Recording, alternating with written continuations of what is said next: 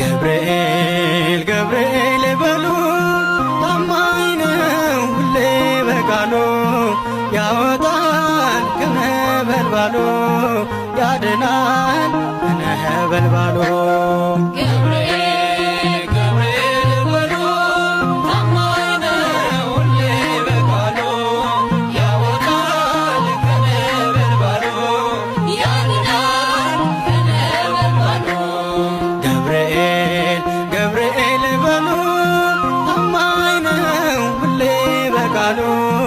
ያወጣል ከነበልባሉ